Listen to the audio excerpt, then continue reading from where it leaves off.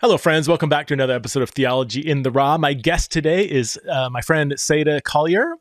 You might remember about a year ago, Seda was on the podcast for the first time, it was that podcast was interesting because Seda had reached out to me after reading my book Embodied. Seda is a trans woman, and she read my book, really loved it, had some questions, reached out to me.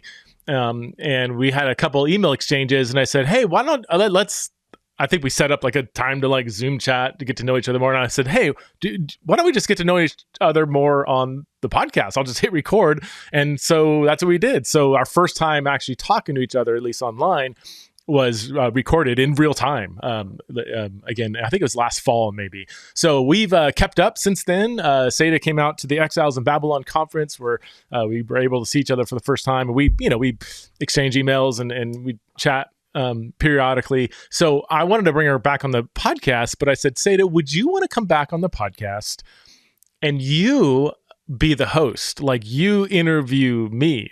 And at first she was like, oh, no, I don't want to do that. I'm like, no, like here's my motivation. Like I'm not trans. I write this book on transgender identities, which is a very daring, some might even say audacious thing to do. So I would love to take the back seat here and let a trans gender person, a trans woman, have at it. Whatever questions you have, pushbacks, whatever you want to do, the floor is yours. So that's what we do in this podcast. We talk about several different things. The main leading question, which took about a half hour to actually come back to after Seda asked me it, was she was pushing back against the Bible, about my biblical argument against transitioning, which I have in the book. I make the argument somewhat cautiously, but I did give reasons why I don't think transitioning resonates with God's intent. Seda transitioned over 10 years ago and isn't quite convinced, I'll say it like that, of my argument. So we get into some details surrounding that and other things. So anyway, that's what this podcast is all about. I hope you enjoy it. And please welcome back to the show for the second time, the one and only Seda Collier. Hey friends, we're here with Seda Collier. Seda, thanks for coming back on Theology in the Raw. We were we were 5 minutes into our quote interview, and I'm like, oh wait, Seda, should I hit record because this isn't recording? And you're like, well, I thought we already started. Anyway, I'm going to make you repeat some things you're saying, but I'm sure I already said it in the intro, but I'm going to change seats here and let you be in the driver's seat asking the questions. And I thought of this a while back when we decided to do another podcast, and I was like, you know what, it does take a little bit of audacity. I don't want to frame it negatively, but I'm somebody who doesn't experience gender dysphoria. I'm not trans, and I write a whole book on transgender identities. And I don't some people think that shouldn't be done, right? Like if you don't have this experience, you're not allowed to say anything. I don't believe that because, the conversation, and obviously I'm not writing a memoir. I'm not claiming to have the experience at all. I'm trying to approach it relationally as much as I can, but this conversation does raise lots of ethical, theological, scientific questions and stuff that I think, I just want to know how to navigate and know, find some kind of answer to some of these hard questions. Anyway, that's a long way to say, I think it's okay to write the book. And yet I am nervous about writing something like I was nervous about doing it because I don't have that experience. So I'm in this in-between space. Anyway, Seda, I would love for you to have the complete freedom to ask me to push any question you want, push back, criticize parts of the book, praise parts of whatever you want to do. This interview is in your court, so you can have take it whatever direction you want to take, Seda. I'm rambling because I'm nervous. I just keep talking even though I say I'm not supposed to be talking. I'm like kind of nervous right now. I'll stop. Okay. So like I said in the intro, Yeah, I really admire your work. I like your work. I respect it. I think I agree with you on writing that. I think that your work, your ministry, is like a city on a hill. It's like the light of it is a beacon of hope for a lot of people, or it should be for me. It is. Let's see. Yeah. So on this, I think we agree with a lot more than we disagree. But on this one subject that I'm going to talk about today, or start talking about, is something that we disagree about. So I think it's important to your work. It's important to my life because I am a transgender Christian. Your work is with transgender LGBT Christians and people in general. And so I think it's something that can be really meaningful. The other thing, I'm going to enter into this through a podcast you had with Dr. Abigail Favale, your podcast number 886. And want to be clear also that I actually hope that Dr. Favale can view this, and I would welcome her rebuttal. Okay. We did have a really nice, after I listened to the podcast, we had a really nice email conversation. She lived in Oregon at the time. I understand she's in the process or has already moved to Notre Dame. I hope she does well there. I'm sure she will. But but obviously we're not, we were close enough that we could have taken a day on a weekend or something and met and we talked about that, but she was busy and it ended up dropping off of, I think, both of our calendars and getting lost in the cracks. Yeah. So the question I want to start out with is from a comment you made in that podcast where you said, I can't make a good ethical case for transition for transgender Christians. And my response to that is that I've never heard any person, whether Christian or not, make a good case that transition in general and mine specifically is inherently and always unethical and in conflict with Christianity. Okay. I've found that in my experience, my transition was key to really to growing in faith and to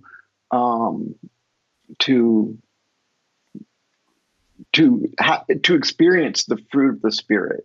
Like it says in Galatians, what is it? 5. I forget that. 5. Yeah. 5 something. 5 something. 5:28 or something like that. Yeah. We could Google it, but that would, a little speed bump in our conversation. Right. Exactly.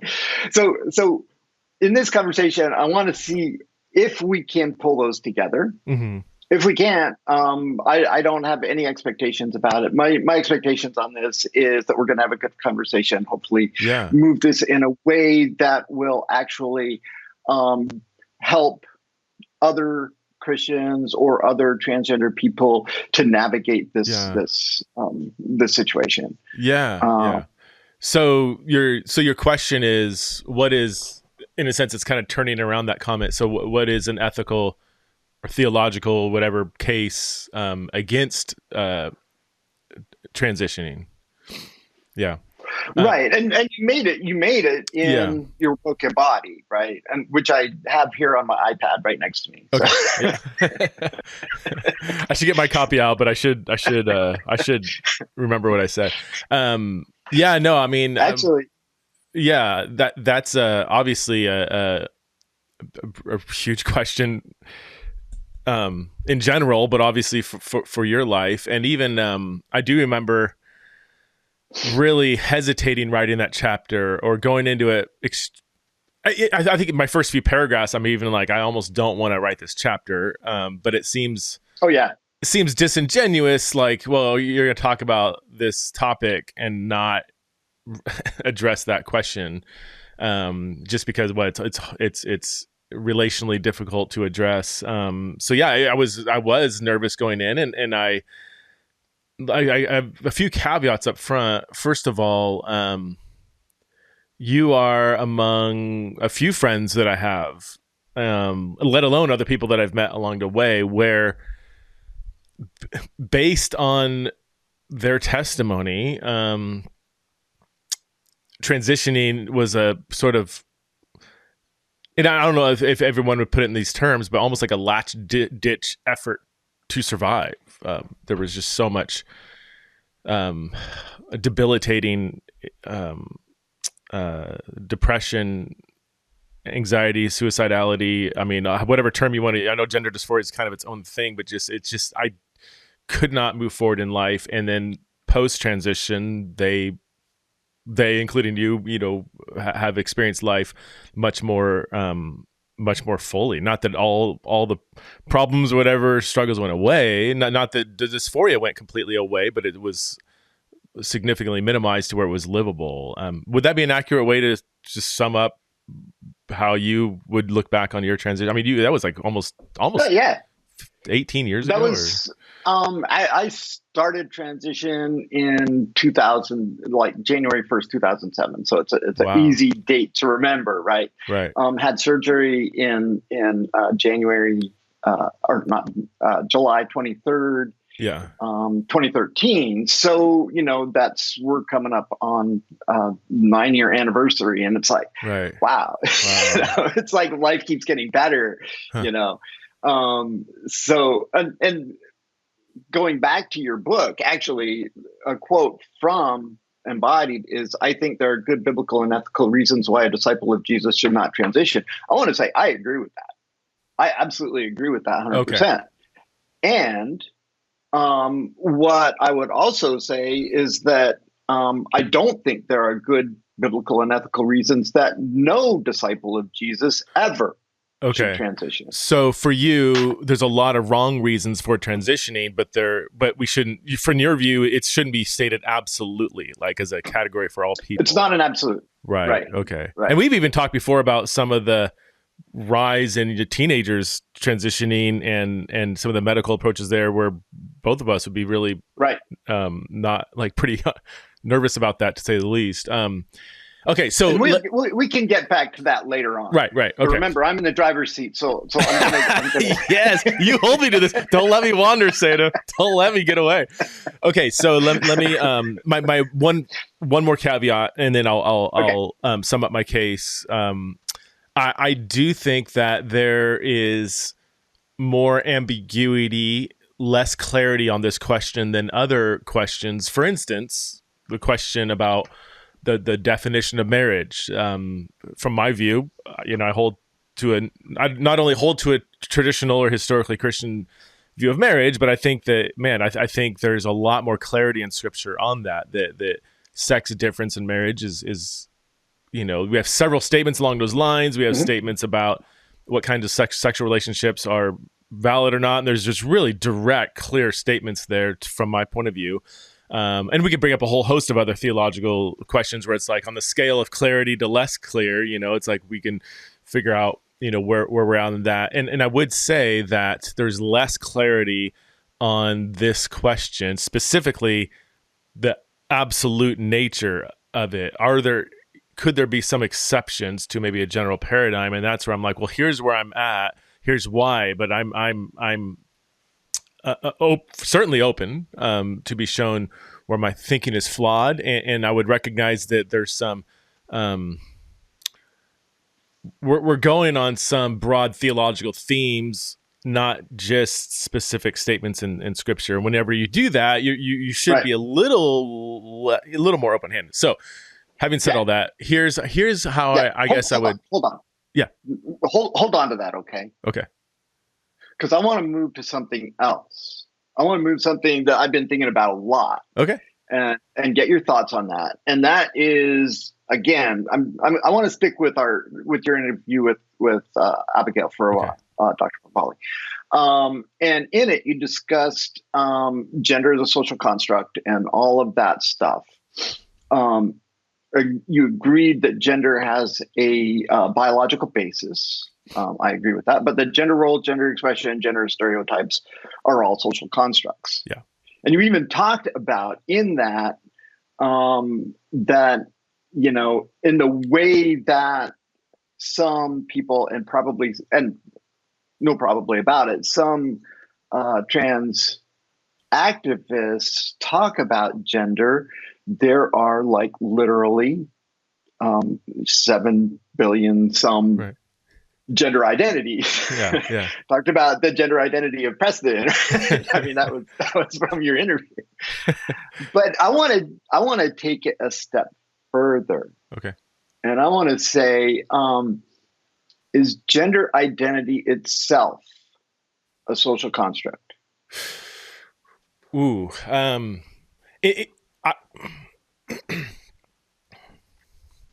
Gender identity. Because I would say the modern definition of gender, and if somebody's new to this podcast or they're, whatever, everything you're saying about gender, social construct, repeating what I have said, that's according to the more modern use of the term gender when it's used not to refer to biological sex.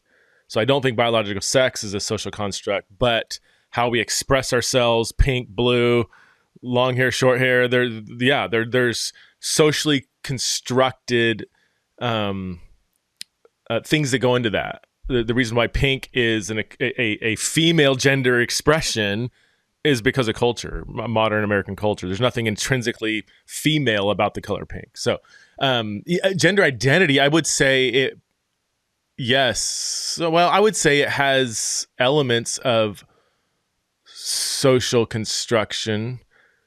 I'm thinking out loud here, Seda. So,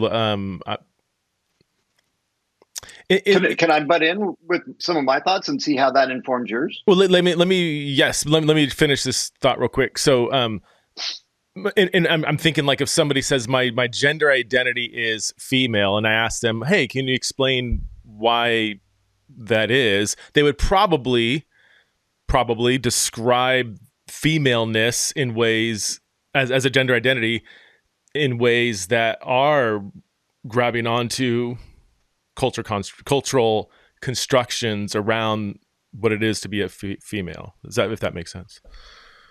Absolutely, it does. Yeah. But my thoughts on it, because I've been thinking about this a lot, and I think that all identities, that identity itself is a social construct. That like all like faith identity, right? My faith identity as a Christian is a social construct. It's created in a context of other people who share that same faith.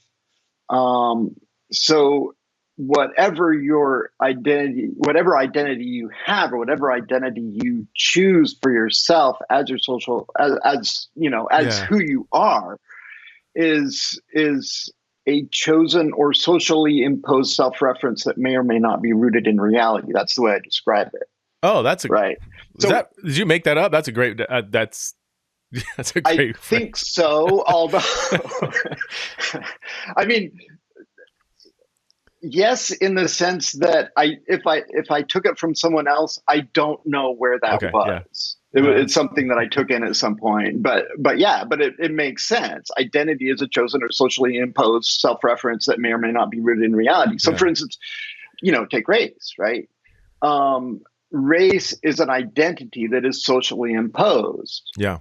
But we take that in, right? So I totally identify as white because, as far as I know, I have no ancestors from south of Alsace-Lorraine in the last 500 years. Yeah. And I do want to say too, sometimes just because something is a social construct or informed by social constructs doesn't mean it's wrong or bad or anything. We're social beings. Absolutely. I mean, Christian, it could be has social elements to it as an identity, it's not, because some people think, if you say it's a social construct, then you're dismissing it. I'm like, no, I'm just saying our current society informs whatever this thing we're talking about.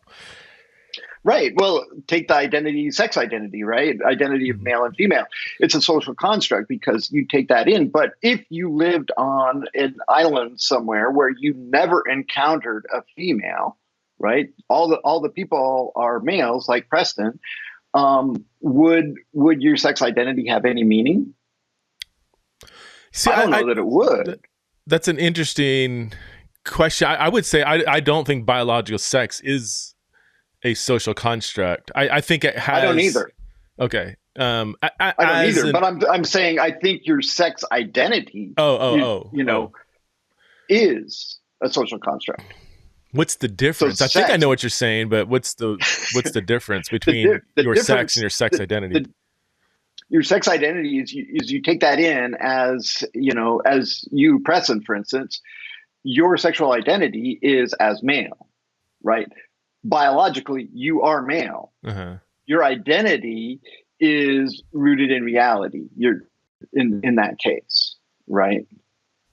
So, like occupational identity, right? So, take me, for instance. I work for the government, right? So, I have an occupational identity as a public servant, right? But I also have maybe an imposed identity from a certain segment of the population as a bureaucrat. Well, that it says the same thing, but which one am I going to adopt? I'm probably public servant because it's bureaucrat doesn't sound so good, but it's a reality in either way. In the same way, you can have identities that don't reflect reality, right? So you were talking in a recent podcast about furries, which is something I'm not familiar with. Oh, you got to Google. Well, actually, no, don't Google it. But yeah. But I understand from that it's somebody who has adopted a species identity as something other than human, Homo sapiens, even though they are Homo sapiens, right? So you've adopted an identity that does not reflect reality.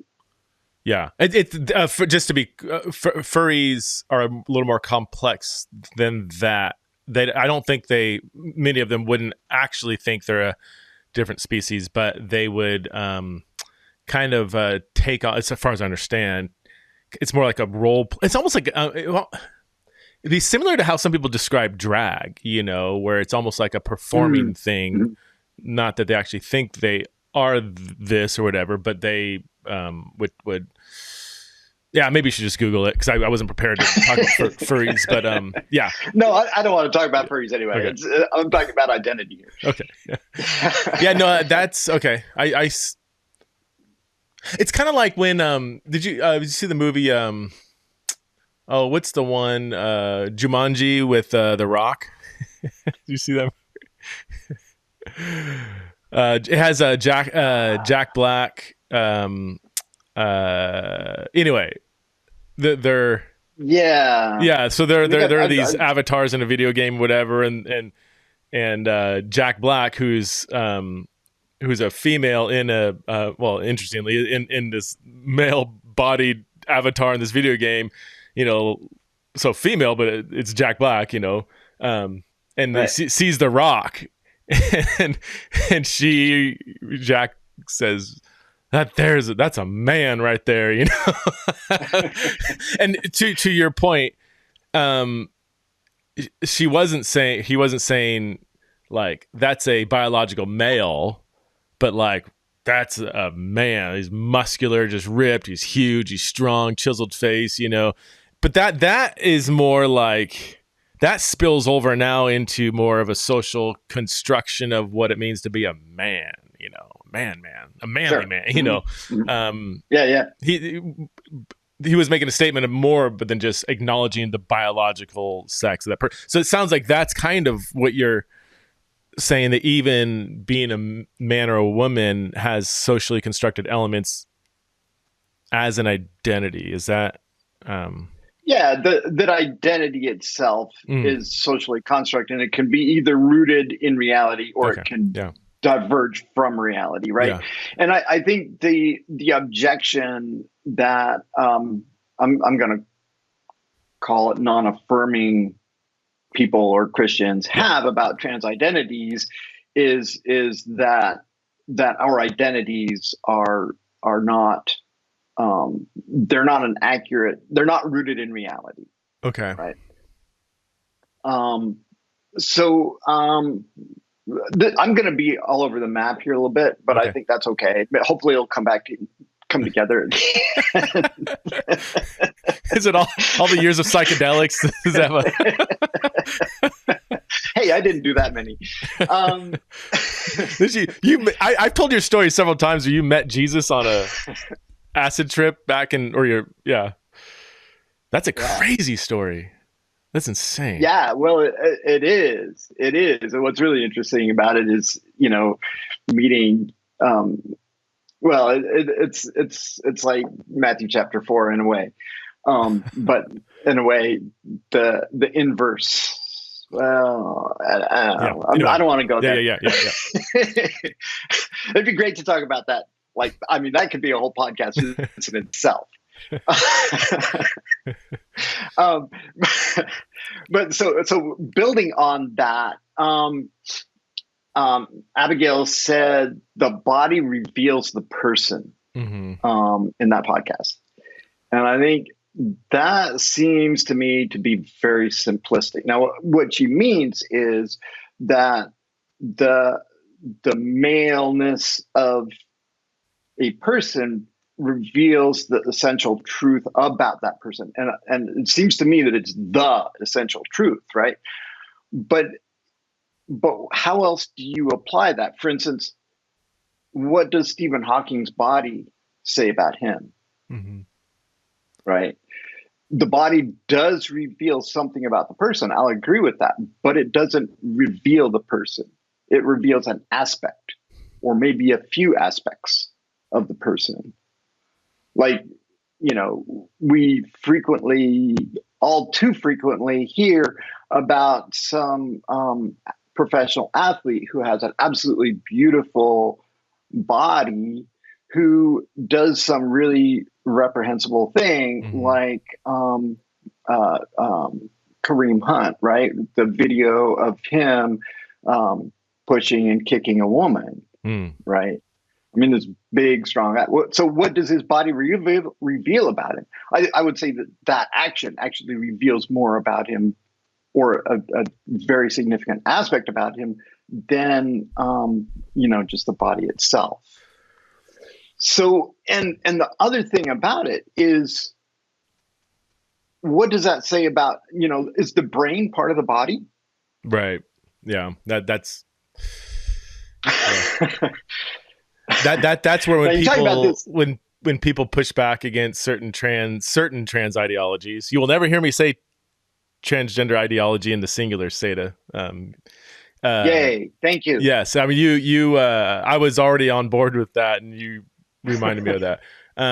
But when some people, typically more politically conservatives, attack what they think is transgender ideology in the singular, they often just say, this is just biology. This is just whatever. And it's like, you're ignoring the whole complexity between biological sex and the brain is part of biology. So just to say biology is not, it's just sloppy, really. And if I've done that, then I was sloppy when I don't think I've done that, but yeah. I don't think so. Yeah. I don't think so. Maybe in passing in certain conversations, I might say so. I typically don't say, well, it's like snippet, like Twitter type phrases in a complex conversation. So yeah, well, I think those are forgivable.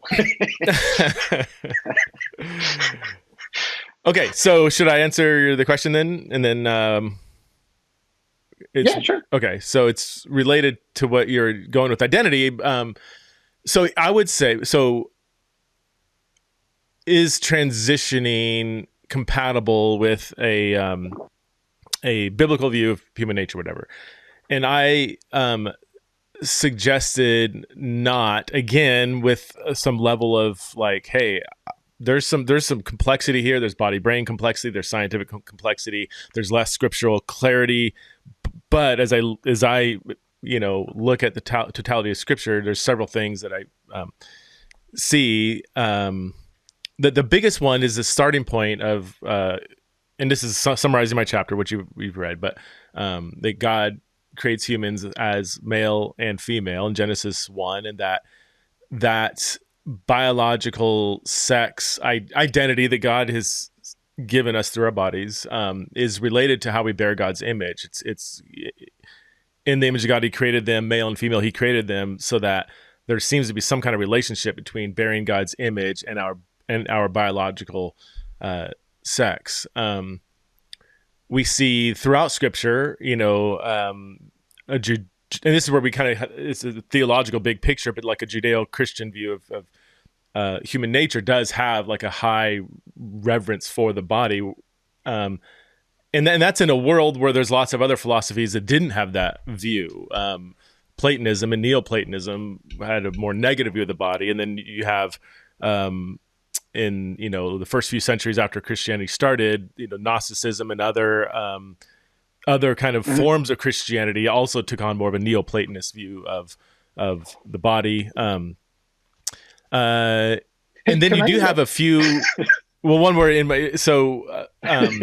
so you have the image of God related to bearing God's image as male and female, and then you do have a few places in Scripture where maintaining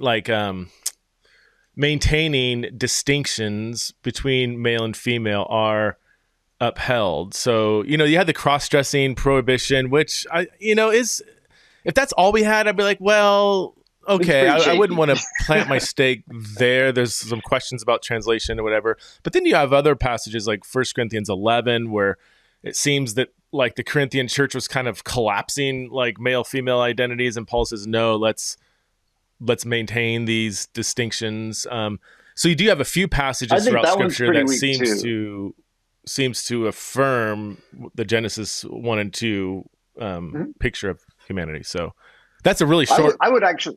Yeah. Sure. I would actually affirm that as well. But again, we have certain things that indicate something, that there are exceptions, right?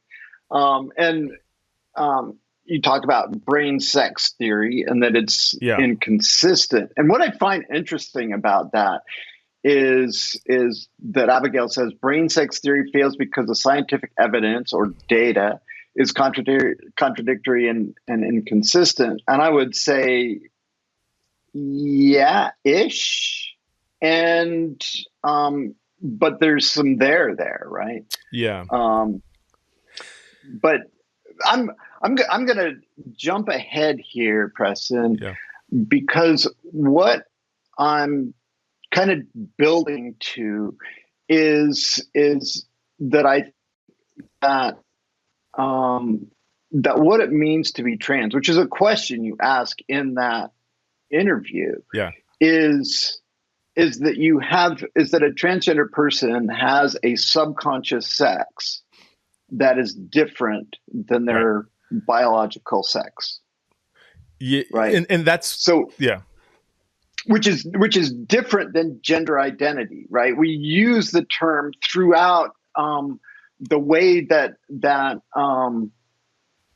the medical establishment, the psychological establishment, and so on talk about it. We talk about gender identity, and there's some things that are really don't seem to work with that. Let me just read. Have you seen what the American Psychological Association says about transgender? What does transgender mean? I'm sure I've read it. I'll read straight from their website. Yeah. Transgender is an umbrella term for persons whose gender identity, gender expression, or behavior does not conform to that typically associated with the sex to which they were assigned at birth. Mm-hmm.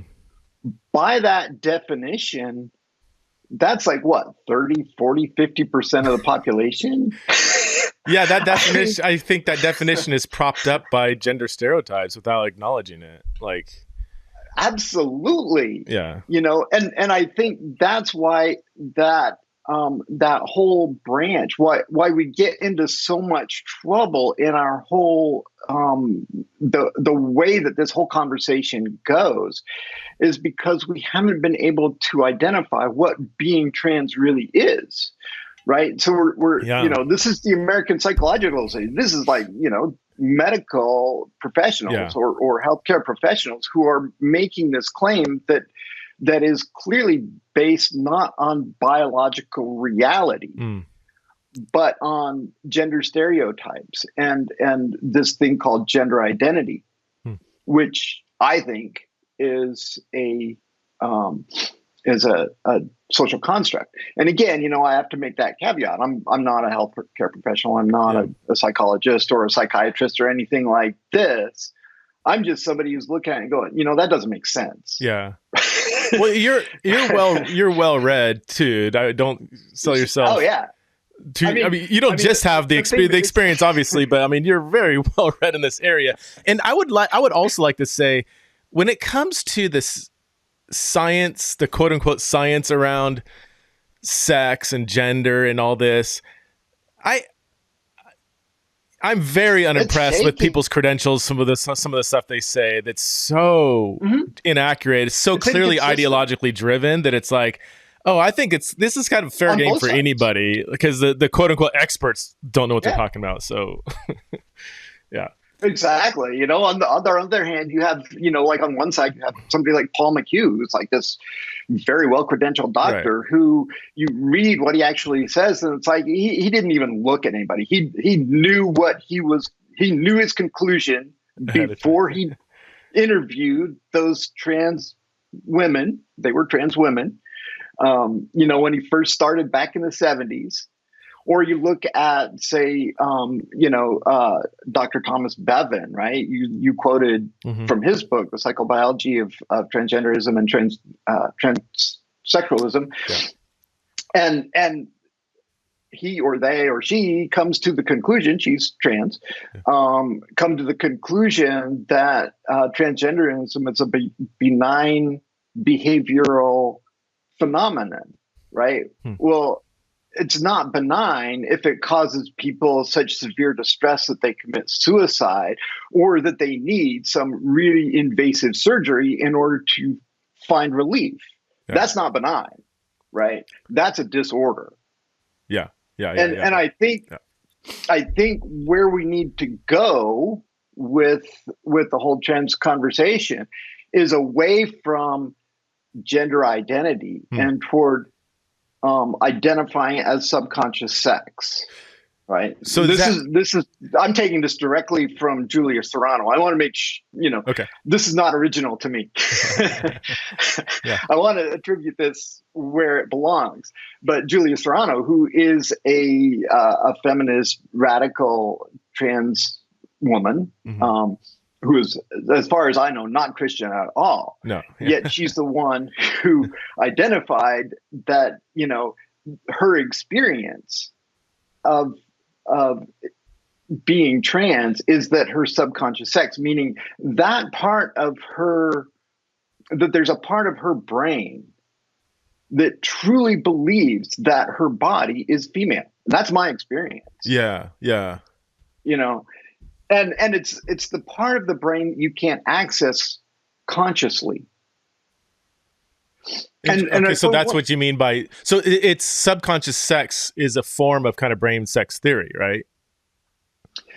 In a way, but brain sex theory is talking about that you have male brains and female brains, right? And you can get into the wrong brain in the wrong body. And I think this is not completely different, but I think this is significantly different, right? Because in the way that that seems to me to be consistent with all the data points, scientific data points, scriptural data points, and testimony of transgender people, including people who have transitioned and then detransitioned, is that it's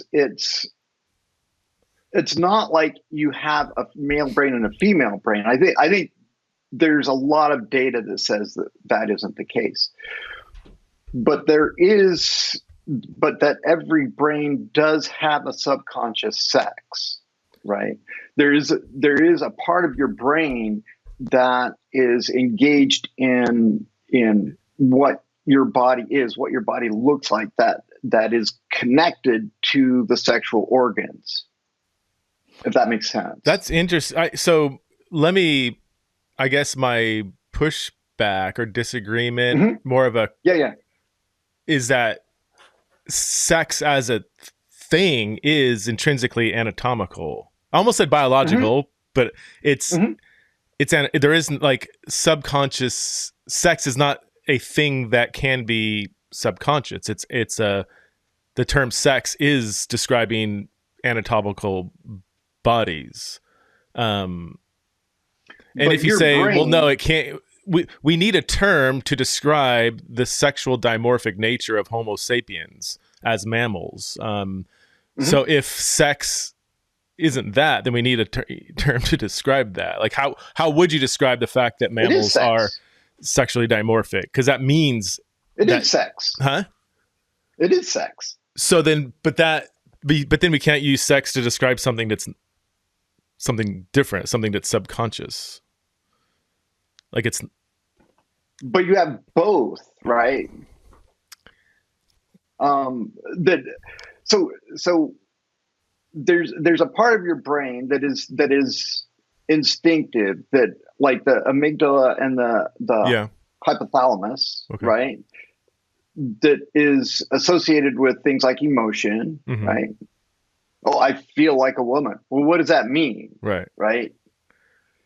It doesn't really make sense because that, how do you even like, what does that relate mean? that? I mean, I mean, it doesn't make sense. The category of woman is not a feeling, right? It's an objective state. Right. Exactly.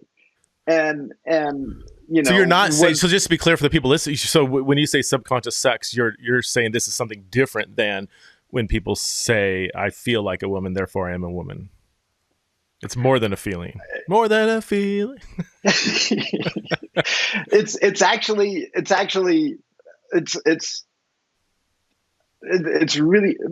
hard to describe because it's not something that's accessible through conscious thought. Right. So how do you describe something? Okay. So how do you describe the blue sky to a person who has been blind from birth? Okay. Right. But the sky is still blue, right? Okay. No, that's interesting. Yeah. Okay. I mean, this is really hard to even explain, but it's probably a lot easier for me because there is no way that a person who is, I'm going to use the word normal, although I don't like to use that in this context. Typical. I typically use typical rather than abnormal normal. Yeah. Typically, that would be a better way to do it. Yeah. So yeah, someone who is typical will never be aware of that subconscious sex even exists. But the way Julia Serrano described it is that there's a part of her brain that's absolutely convinced from the beginning that her genitals were female genitals, right? But wouldn't you I totally relate to that. Yeah. And I have, but you can't access it. I have zero disagreement with the lived experience. I mean, that's yeah, and I think 5 years ago or even 3 years ago, I would have said dismiss that as like, well, whatever, who can, But I'm like, I don't want to dismiss lived experience. I don't think you can build a case just on that, but I want to take that very seriously. And so, yeah, I have kind of zero comment about. Obviously I can't even understand what it is to live what you're describing as subconscious sex. But wouldn't it? I mean, going back to the original, what it was for me. What's that? Can I tell you what it was for me? Sure. I mean, there's lots of different ways, but one of the ways is that it felt like there was an internal war, that there was an internal war that I didn't really have full access to, that was ongoing and constant. And it's reflected in dreams that I had, this recurring dream that I had for years and years and years, where in my dream I would encounter this man who would just stand there and who was, I knew threatened my life. Wow. And so I would attack this man, right, male, with all kinds of different weapons, different dreams. It's like everything from guns, clubs, knives, baseball bats, fists, in all kinds of different ways. And the man would just stand there, and Wow. whatever I did would not harm him, no matter how violent it was. And it was absolutely terrifying. And it wasn't until after I transitioned that I realized that that man was the male persona I'd been trying to hold on to, right, for all that time. And unfortunately, our time is getting short, and I have to go to work. Oh, so gosh. Okay. Yeah, and so there's a few things that I want to get to. Well, let me at least add one thing regarding, so when you say subconscious sex, I'm going back to your original definition of an identity as something that may or may not be rooted in reality. I would say if a biological female has a subconscious sex that is not female, then that identity, as strong as it is and as real as it is as an experience, is still not rooted in reality, because the person is factually female or factually male based on their biology. Would that be that actually gets to the question you ask in your book, Embodied. It's based on this question that's repeated throughout. If someone experiences incongruence between their gender and their biological sex, which one determines who they are and why? Yeah. And my question for you is, why which one? Why not both? Well, I would say both are possible for sure as an identity. A male can certainly identify as something as other than a reality, because our brain is part of our body. Right. Well, I see that does really sound like brain sex theory, and that's where I get. It's not. No. I think it's distinct from brain sex theory, right? Because brain sex theory says male brain and female brain, as I understand. Yeah. Right, and that's not the case, right? But if you look at intersex, you have some intersex conditions that you can't really say, well, is this person ontologically female or is this person ontologically male? You talk about someone who has both XX and XY chromosomes, right? But that's because there is ambiguity in the anatomical, biological sex. Because you can measure it, because you can see it. Well, not necessarily. It's the very thing that we're talking about, biological sex. There is ambiguity there. So if we ask the question, is this person male or female, based on the very meaning of sex, there might be some ambiguity there. Whereas somebody who doesn't have an intersex condition, there's no ambiguity in the sex based on the definition of sex. Until you say that the brain is part of the body and is part of the sexual anatomy of the human being, which I find it really hard to say it's not.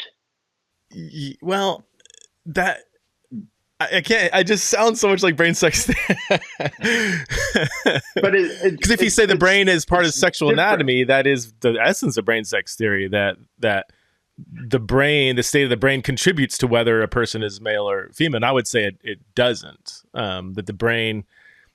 I would acknowledge that males and females have general patterns of behavior and interests and thoughts that are different on a general level, but not on an absolute level. The brain's not sexually dimorphic like the body is. But see, now I'm punching in the wind because you're saying, well, yeah, I'm not trying to argue for brain sex theory. That's exactly right. What I'm arguing for is that where the data points line up is that transgenderism is a neurological disorder. To me, You would I say mean, that obviously, you're fine with that phrase? Because some people would find that offensive, right? oh yeah, yeah, okay, oh yeah. I believe there are plenty of people, but I think that it is, and I think that it where it's found is that for whatever reason, and I think it's complex, and it probably includes the BNST or BSDC, whatever you want to call it, which is yeah, the part of the brain, right, right.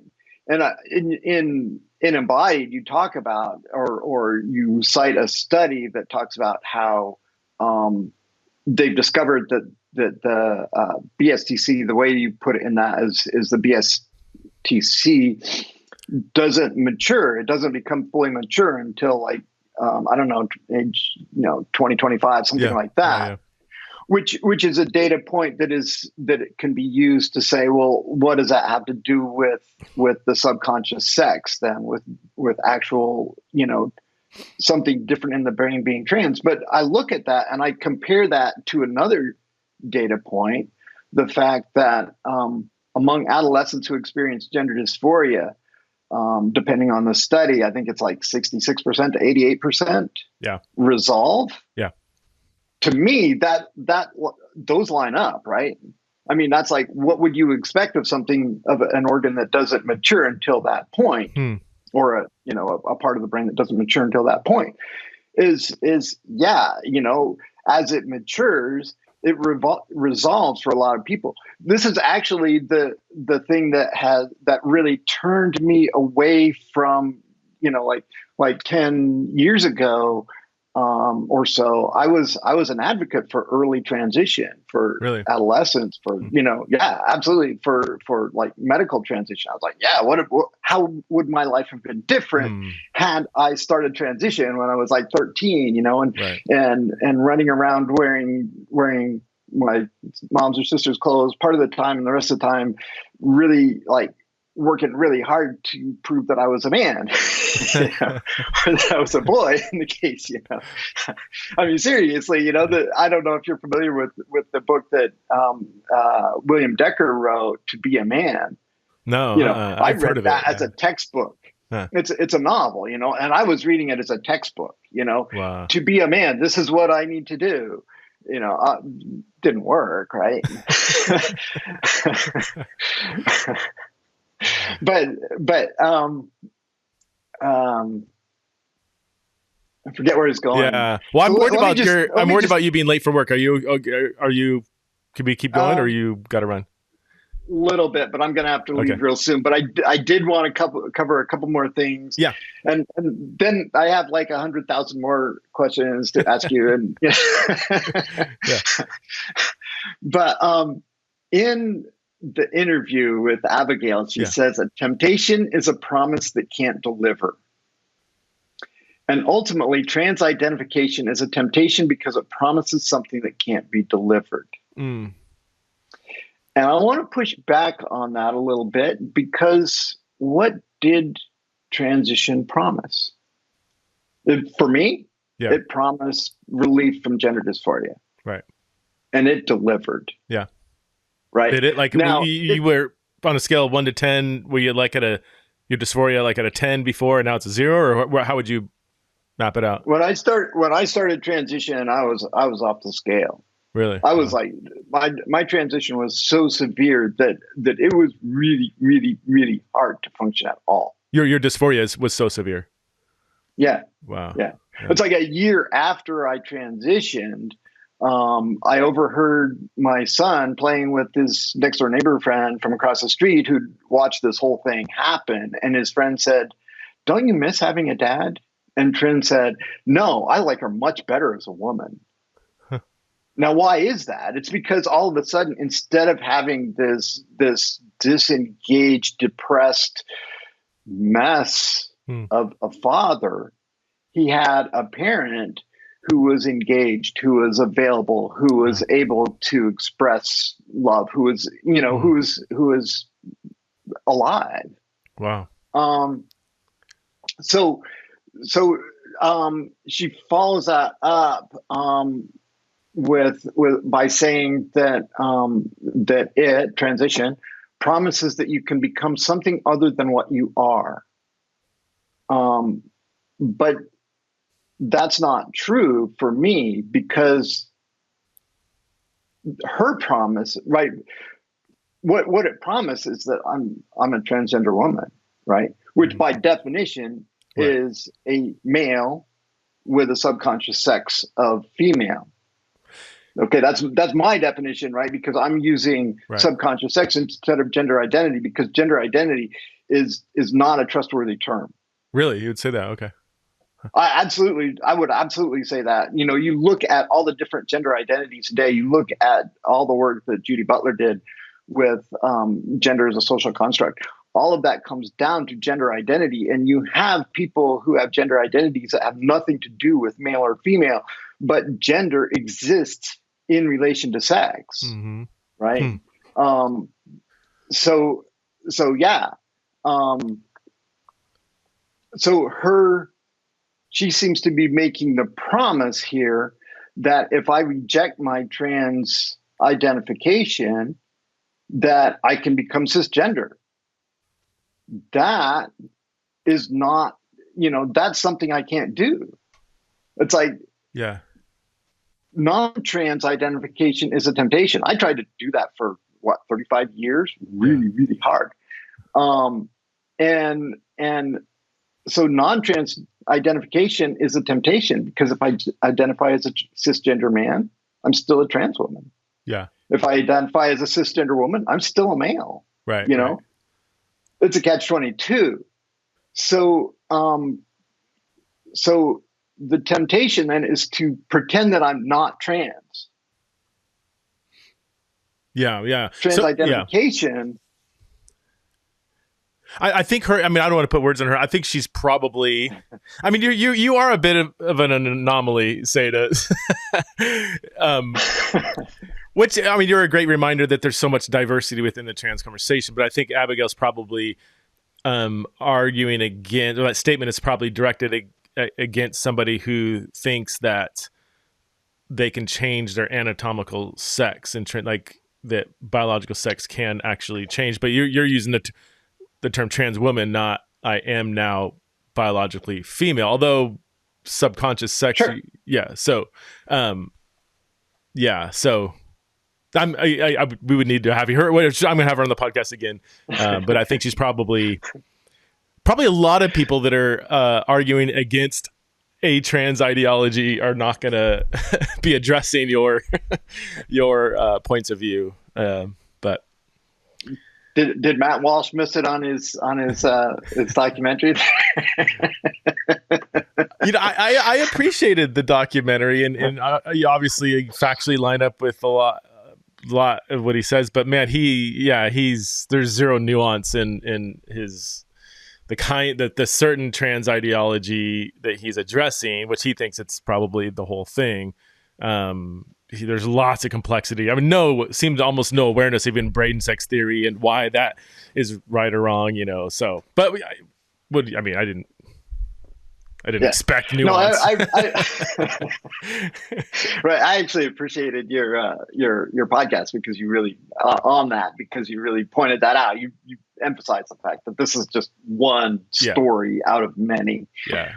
Did you watch the documentary and did you have thoughts on it? No, I'm not going to sign up for the Daily Wire. Hopefully it'll come out some other point where I can access it. But no, it's I had to do it for research purposes. Yeah, well, that's a good excuse. I don't have to do it for research purposes because I'm just living my life. So I'd be interested in seeing it, but having your review was good. Yeah, I think you would agree with. You'd probably actually, appreciate a lot. I think I would resonate with a lot of it. It sounds like because I'm very skeptical of a lot of the way this whole conversation is, right? Yeah. But that's just me.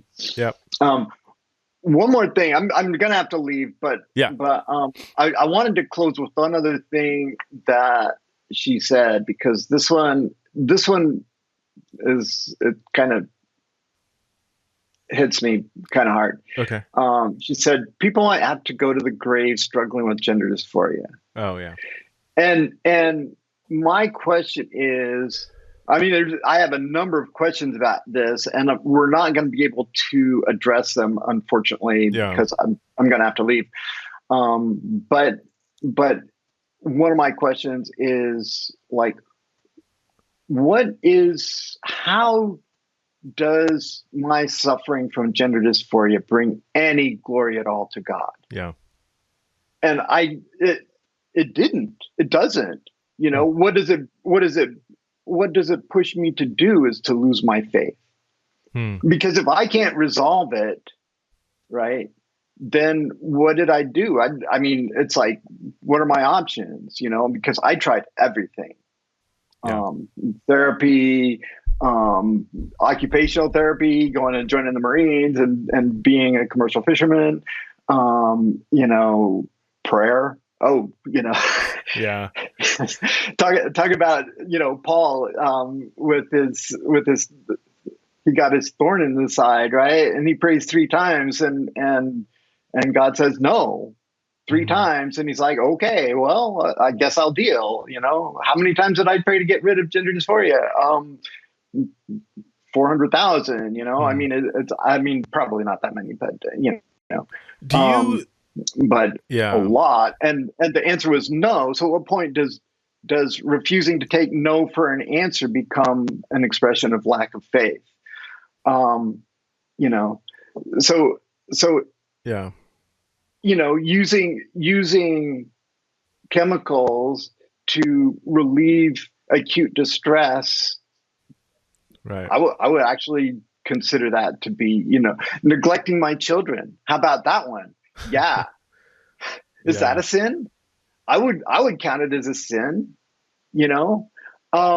Suicide? Yeah. Mm.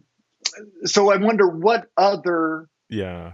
what other disorders would we as Christians say, well, gee, yeah, there's this medical treatment you could take that would relieve the symptoms. Mm. It's not going to change anything. It'll just relieve the symptoms, but you won't suffer. Mm-hmm. But we think it's not ethical for you to do this, so just suffer. Yeah. It's like the way I hear that is, sure, you'll suffer horribly for the rest of your short life, but at least you'll be welcome in church. Yeah. And after you kill yourself, we'll throw you a bang up funeral and tell you how holy you were. Wow.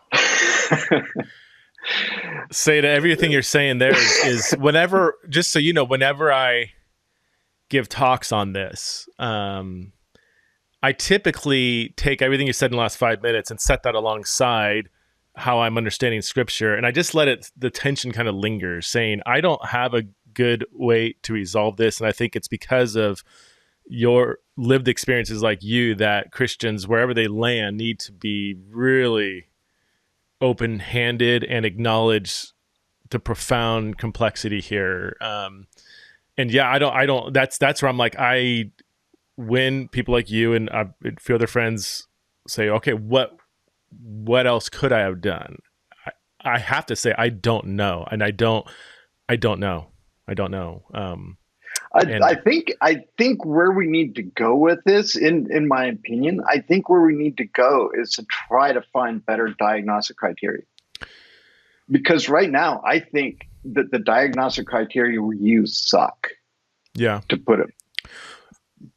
So from my knowledge, most quote unquote experts in this field, a lot of there's few who are taking therapeutic approaches that are really robust and thoughtful and profound.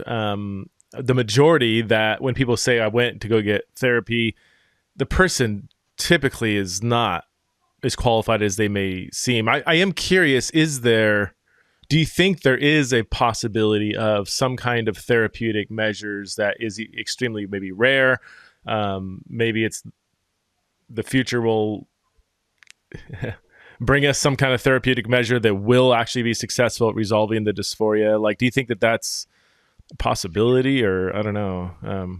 I don't know. I think if there is one, it probably lies in the the field of neuroplasticity. but I'm really skeptical because, I would think that given what neuroplasticity, the way I understand neuroplasticity works, where you rewire your brain by certain things, I would think that my brain would have been rewired a long time ago to be fully male, right? Because I tried really, really hard, I mean, I tried like, I honestly don't know what else I could have tried, But since you were pre-transition trying to resolve dysphoria, I mean, there's been a lot of advances in the last 10 years in neurological development, especially when it comes to gender dysphoria. I mean, this is 10 years ago. It was like, I mean, people, we've come a long way because there's been so much research done on it. So and again, I'm not saying there is better therapy out there now than there was 10 years ago. I'm wondering if there is, because I'll hear other some psychiatrists like Stella O'Malley, she's an Irish psychologist or psychiatrist, I think, and there's others like in the UK that when I hear them talk, they I don't know, it seems more promising, but again, I don't know the area, so I don't want to like speak beyond and get on my skis on it, but.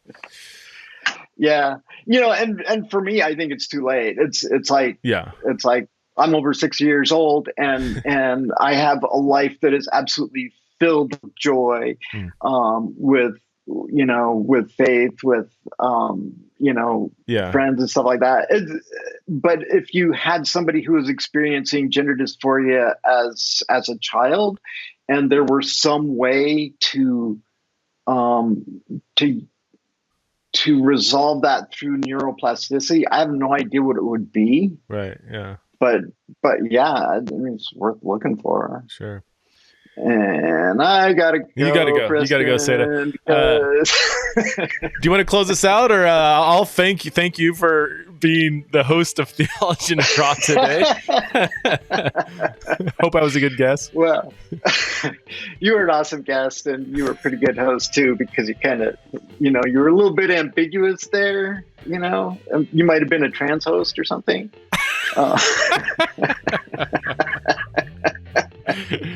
Oh, all right. Times.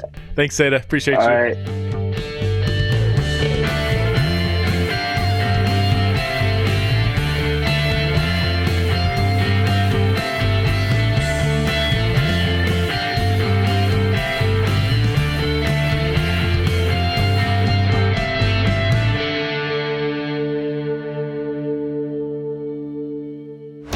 This show is part of the Converge Podcast Network.